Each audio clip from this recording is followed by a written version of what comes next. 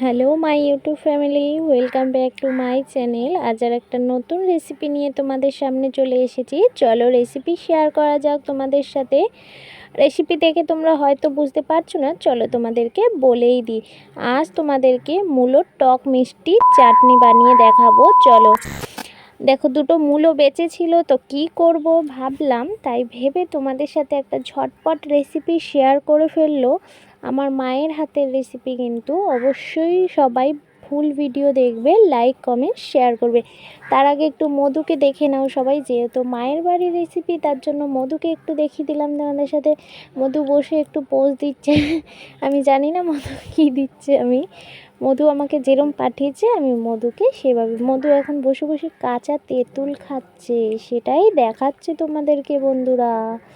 ও একটু টেস্ট করে দেখছে, মনে নেই আমার খাওয়া, তো টেস্ট করে বলতো, এখানে তো বলার নেই, তাই জন্য একটু তেঁতুল খেয়েই তোমাদেরকে রিভিউ দিচ্ছে। ও তো টক খেতে ভালোই বাসে, আমি তো একদমই ভালোবাসি না, একদমই না।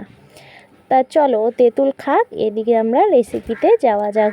দেখো মা মূলোগুলো ছাড়িয়ে নিচে, মূলোগুলো শুকিয়েই এসেছিলো। তো মাকে বললাম একটা যে কোনো রেসিপি দাও। তো মা বললো দাঁড়া, আজ একটা অন্যরকম রেসিপি তোদেরকে দিয়েই দিই।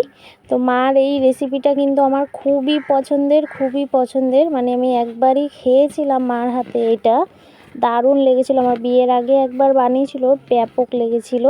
মানে আমার তো খুব ভালো লেগেছিল। আমি বলতে পারি গ্যারেন্টি দিয়ে, তোমরা বানিয়ে খেও, তোমাদেরও 100-র মধ্যে 100% সেই লাগবে, সেই মানে জাস্ট ওয়াও লাগে এটা। আমার তো খুব ভালো লাগে, তোমরাও খেয়ে দেখো অবশ্যই। মূলোগুলো দেখো হাফ ছোকলা চালিয়ে গোল গোল পাতলা পাতলা করে এইভাবে কিন্তু কেটে নিচ্ছে। আর ভাববে মূলোর গন্ধ বেরাবে, একদম না, কোনো রকম গন্ধ বেরাবেই না মূলোর। মানে তোমরা খেলে বুঝতেই পারবে না যে মূলো খাচ্ছ। মানে এতটাই সুন্দর হয় এই চাটনিটা, কি বলবো তোমাদের। এখানে দেখো কিছুটা কাঁচা তেঁতুল নিয়েছে, মানে পাকা তেঁতুল না, কিন্তু কাঁচা তেঁতুল। এই কাঁচা তেঁতুল দিয়ে জাস্ট ওয়াও লাগবে। এবার দেখো এখানে কিন্তু মূলোগুলো ভালো করে জলে কষলে কিন্তু ধুয়ে নিচ্ছে। ভালো করে কষলে ধুয়ে নেবে, এখানেও অনেকটা সেন্ট বেরিয়ে যায়। এবার ওই জলে তেঁতুলগুলোকেও ভালো করে ধুয়ে নেবে। তোমাদের কেমন লাগছে রেসিপি কমেন্ট করে জানাবে। আর এই চাটনিটা, সবাই টক মিষ্টির চাটনিটা একবার বানিয়ে খেয়ে দেখো, আমি এটাই বলবো তোমাদেরকে। যারা যারা আমার রেসিপিগুলো ফলো করো, এটা একবার বানিয়ে খেয়ে দেখো। চলো এই মূলো আর এই তেঁতুলগুলো ধুয়ে রাখা হয়ে গেছে, এবার কিন্তু আস্তে আস্তে রান্নার দিকে যাওয়া যাক। এবার দেখো কড়াই বসানো হয়ে গেছে, গ্যাস ধরানো হয়ে গেল। এবার তোমাদেরকে মেন জিনিসটা দেখানো যাক, কিভাবে এই টক মিষ্টি চাটনিটা বানানো হয়। দেখো এর মধ্যে কড়াইতে বেশি করে জল দিয়ে দিচ্ছে, জলটা গরম হলে এর মধ্যে কিন্তু দিয়ে দেবে মূলোগুলো।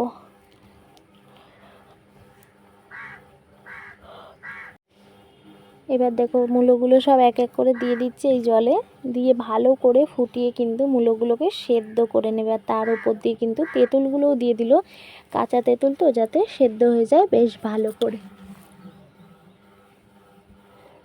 আর দিয়ে দিল পরিমাণ মতো লবণ। লবণ না দিলে তো সেদ্ধও হবে না, নুন ভেতরে ঢুকবেও না। তো চলো এটা সেদ্ধ হতে থাক, আর তোমরা কিন্তু দেখতে থাকো, সাথে থাকো। দেখো ফুটে উঠেছে, বেশ ভালো করে কিন্তু সেদ্ধ করে নিতে, অল্প সেদ্ধ করলে হবে না, মূলোর যে কচকচে ভাবটা কিন্তু থাকলে হবে না।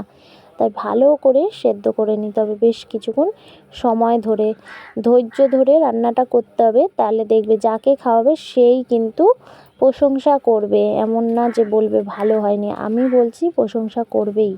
এবার দেখো তেঁতুলগুলো ফুলে উঠেছে, তোমরা তো দেখে বুঝতেই পারছো কি চিমসা ছিল, আর ফুলে বড় বড় হয়ে গেছে। এবার এই তেঁতুলগুলো কিন্তু ঠান্ডা হলে জলে দিয়ে পাল্পটা তেঁতুলের বের করে নিতে হবে।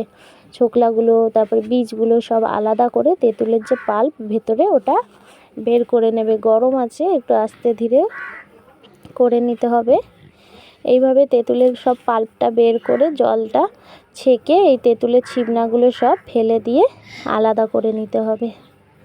দেখতেই পাচ্ছ মা কীভাবে কষলে পুরো পাল্পটা বের করে নিচ্ছে, দেখে নাও তোমরা।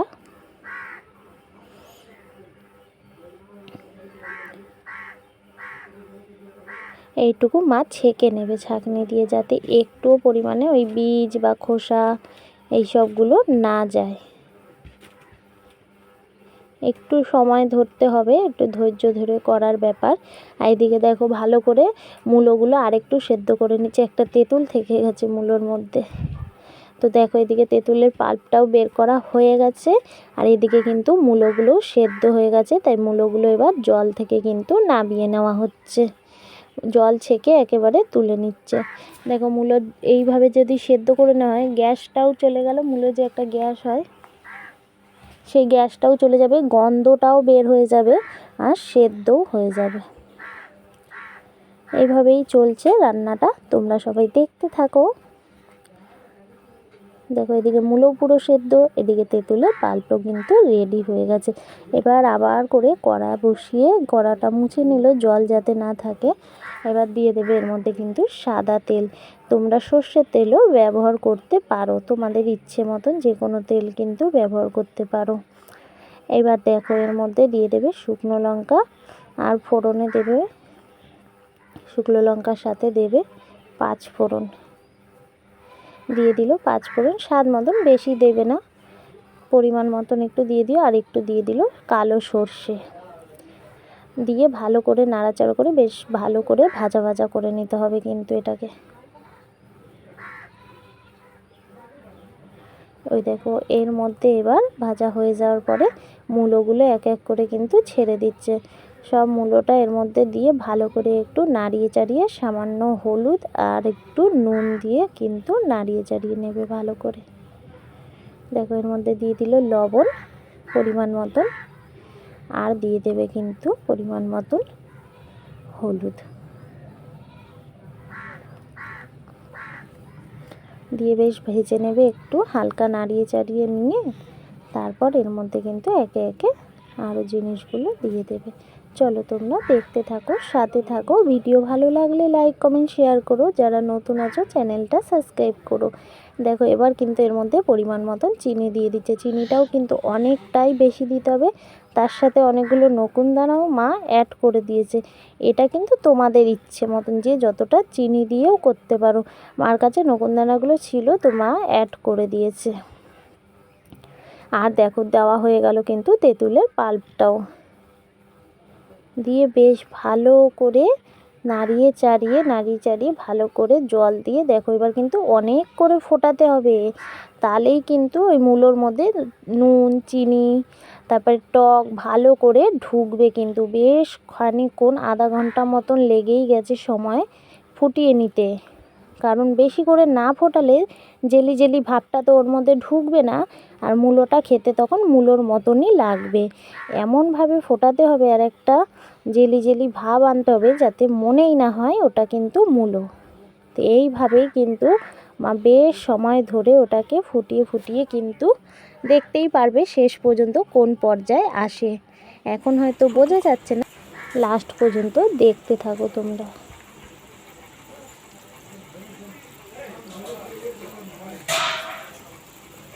দেখতে পাচ্ছ এবার মা নাড়াচাড়া দিয়ে একটু রেখে দিয়েছে ফুটে ওঠার জন্য। ভালো করে কিন্তু এভাবে ফুটিয়ে নেবে মা, অনেকটা সময় ধরে ফুটিয়ে নিতে হবে, তাহলে নুন চিনি সব বেশ ভালো করে ঢুকে যাবে, টকটাও।